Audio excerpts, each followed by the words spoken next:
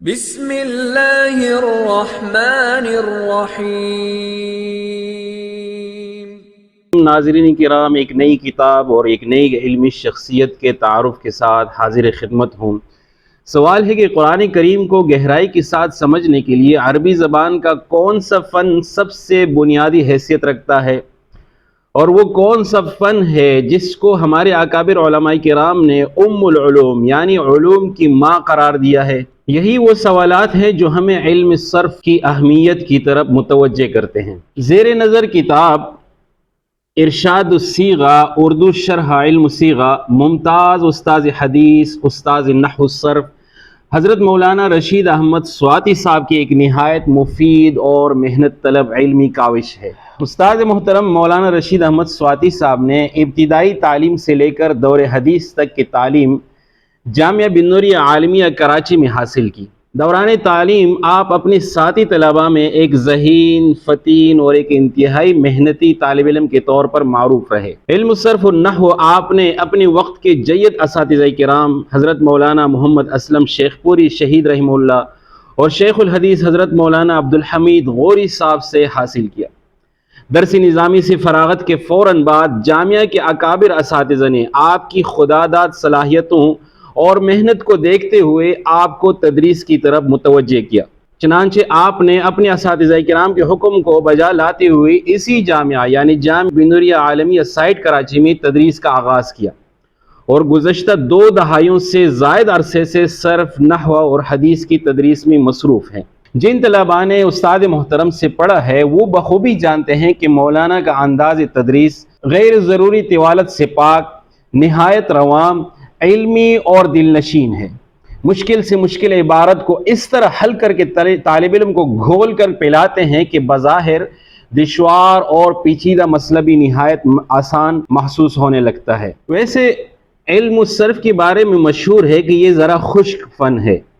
بعض طلباء تو صرف نام سن کر ہی گھبرا جاتے ہیں، لیکن استاد محترم مولانا رشید احمد سواتی صاحب نے اس شرح میں اس فن کو ایسے دل نشین انداز سے پیش کیا ہے کہ اس فن کے خشک سے خشک ترین قواعد بھی دلچسپ محسوس ہونے لگتے ہیں۔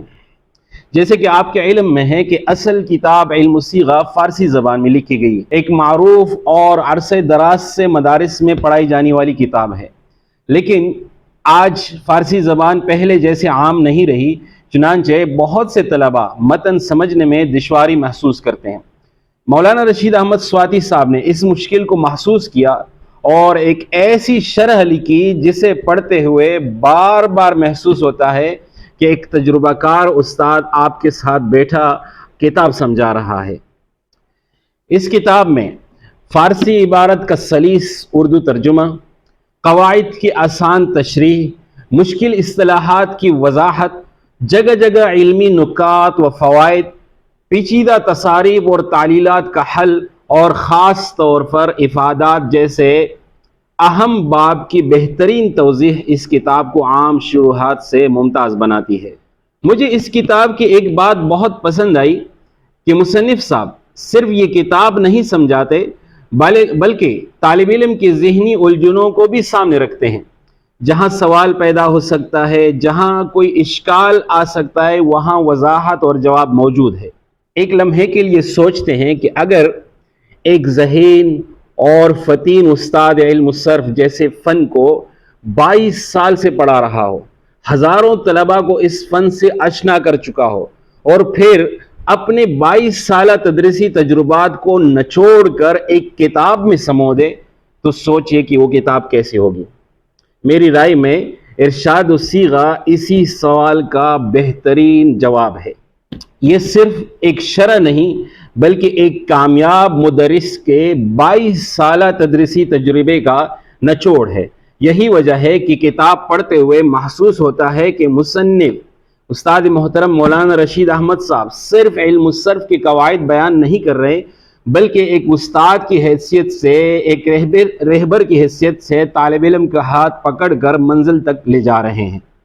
الحمدللہ اب یہ کتاب پاکستان کے ساتھ ساتھ بنگلہ دیش میں بھی شائع ہو چکی ہے اور اہل علم میں مقبولیت حاصل کر رہی ہے۔ اگر آپ علم الصرف کے سنجیدہ طالب علم ہیں تو اپنے قریبی مکتبے سے یہ کتاب ضرور حاصل کیجیے اور علم الصرف کے بارے میں تمام الجھنوں کو یکبارگی کے ساتھ ختم کروا دیں۔